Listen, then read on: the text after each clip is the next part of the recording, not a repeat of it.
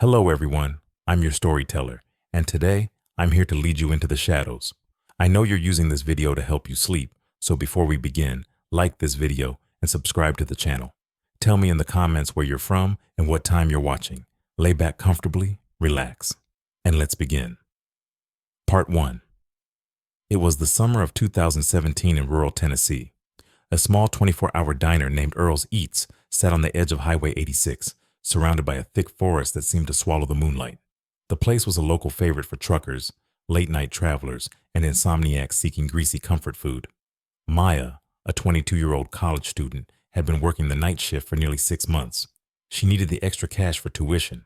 Her co-worker, Billy, a grizzled man in his late 40s, had been there for years and always told her to keep her eyes open late at night. "They say strange things happen here after midnight," he told her one evening while flipping pancakes. Maya always laughed it off, thinking he was just trying to spook her. The diner had a charm, albeit an eerie one. Neon lights flickered intermittently, and the jukebox near the corner would sometimes play a tune on its own. A quirk of old wiring, they all said. But Maya never felt uneasy, not until that night. It was a slow Tuesday, and by 2 a.m., the diner was empty except for Maya and Billy. The only sound was the hum of the old refrigerator and the faint buzz of a lone fluorescent light above the counter. "Hey, I'm stepping out for a smoke," Billy said, grabbing his jacket. He walked out the back door, leaving Maya alone. The silence thickened. She busied herself wiping tables and refilling the ketchup bottles, but her hands kept trembling. It felt like someone was watching her. A bell rang softly as the front door creaked open. Maya looked up, startled. A man in a dark hoodie stepped inside. His face was obscured by the shadow of his hood. "Coffee?" he mumbled. Maya nodded, forcing a smile. She poured him a cup and placed it on the counter. The man sat at the far end, not touching the coffee, just staring out the window into the darkness. Minutes passed. The man didn't move. Maya grew uneasy. "Anything else?" she asked hesitantly. The man slowly turned his head. His eyes, hollow and black, pierced into hers. "No," he said flatly. Before she could respond, the jukebox in the corner suddenly blared to life, playing an old scratchy tune. Maya jumped, nearly dropping the coffee pot. It does that sometimes," she stammered. The man didn't react. When she turned back to the counter, he was gone. The front door hadn't opened, and she didn't hear his footsteps. "Billy?" she called out, her voice trembling. There was no answer. She rushed to the back door and found it ajar. The cool night air sent a chill down her spine. Billy's cigarette was still smoldering on the ground, but he was nowhere to be seen. Panic set in. Maya locked the doors and grabbed the cordless phone from behind the counter. Her fingers fumbled as she dialed Billy's number. It rang once before going to voicemail. As she hung up, she noticed something in the corner of her eye, a shadow moving across the diner floor. She spun around, but no one was there. "Hello?" Her voice cracked. A loud bang erupted from the kitchen. Pots and pans clattered to the floor. Maya grabbed a knife from the counter and crept toward the swinging door. "Billy," she whispered, pushing the door open. The kitchen was empty, but the room felt wrong. The air was heavy, suffocating. The metal surfaces of the appliances reflected distorted images, and the fluorescent light flickered ominously. Then she saw it. Scrawled across the stainless steel refrigerator in what looked like smeared grease. Her breath hitched. The knife shook in her grip. She bolted back into the diner and dialed 911. The line crackled, and a voice finally answered. "What's your emergency?" Before she could speak, static drowned the voice, followed by a whisper. "You can't escape." Maya dropped the phone, her heart pounding. She stumbled backward and collided with the counter. The jukebox began playing again, the same eerie tune repeating. The man in the hoodie appeared in the reflection of the glass door. He was standing outside, motionless. Desperate, Maya grabbed her keys and dashed for the employee exit. But as she pushed the door open, she froze. Billy was standing there, his face pale, his eyes vacant. "Billy?" she sobbed. He didn't respond. Instead, he raised a trembling hand and pointed back toward the diner. Maya turned to see the hooded man now standing inside, directly under the flickering light. His face, or what was left of it, was a grotesque mess of scars and sunken features. "Why are you doing this?" she screamed. The man didn't answer. Instead, he reached out, his bony fingers beckoning her closer. Maya slammed the door shut and ran into the woods behind the diner. She didn't stop until she reached the highway, flagging down a trucker who took her to the nearest gas station. The police arrived at Earl's Eats an hour later. They found the diner empty, save for Billy's jacket and a note on the counter. To this day, Maya refuses to talk about what happened that night. The diner closed shortly after, leaving locals with unanswered questions and whispers of a curse. And if you ever find yourself driving down Highway 86, remember this: some places are best left undisturbed. Part 2. It was the spring of 2019 when Rachel moved into her new apartment.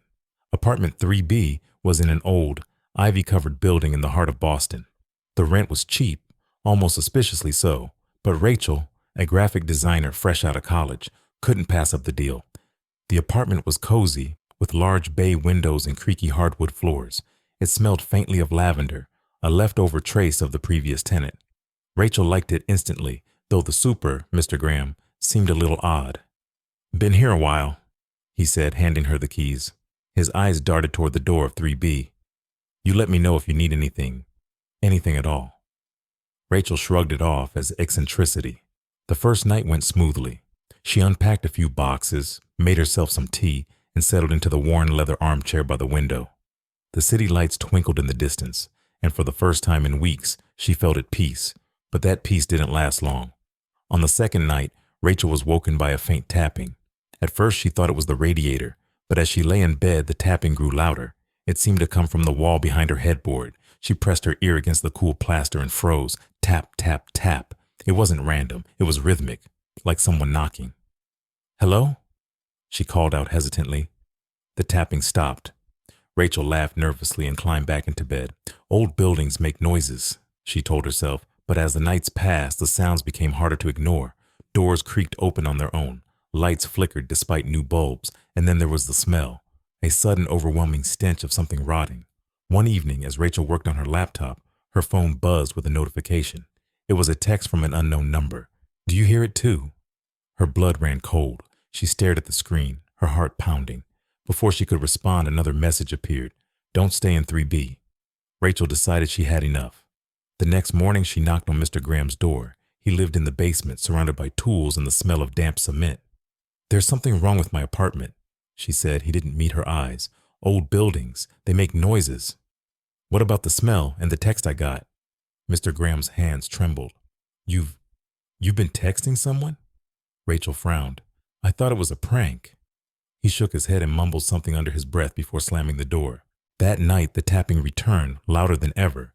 Rachel pressed herself against the headboard, gripping her phone. The lights flickered and went out.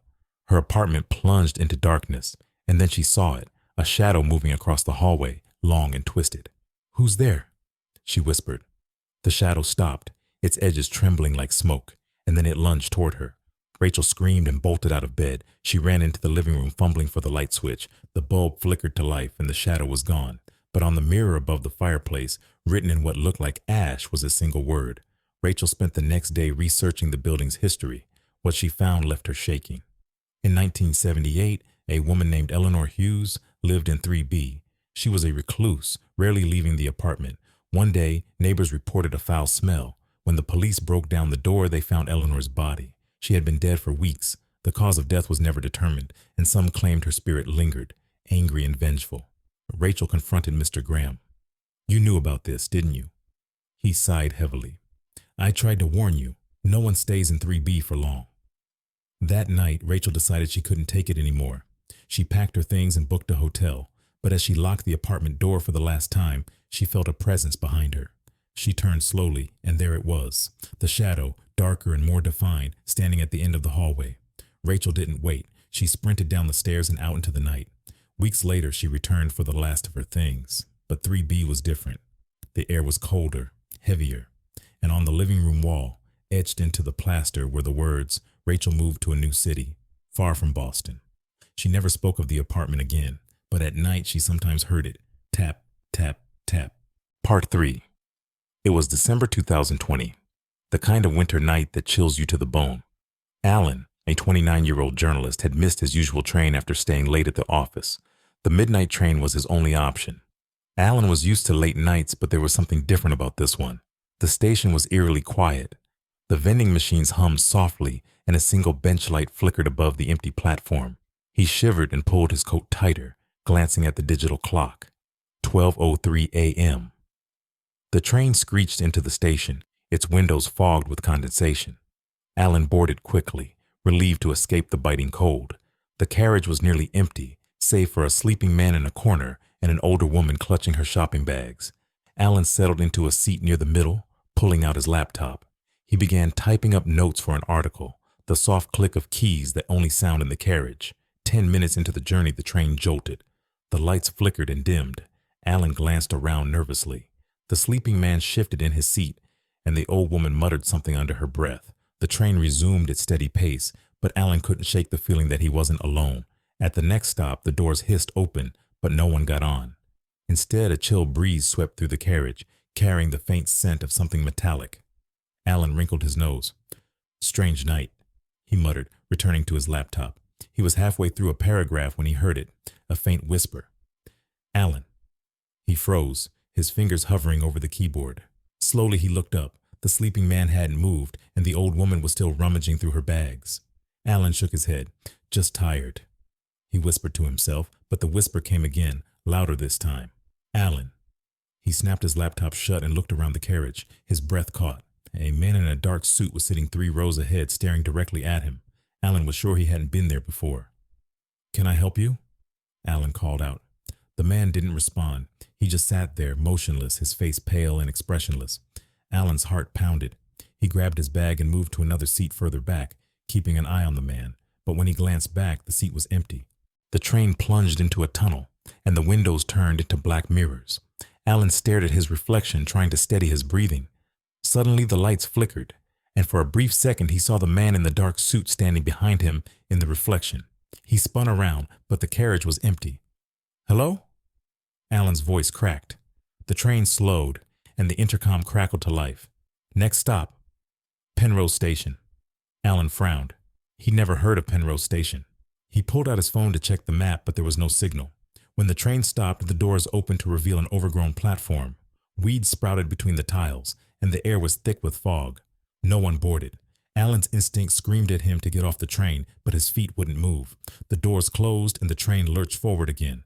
From the corner of his eye, he saw the man in the suit sitting across from him.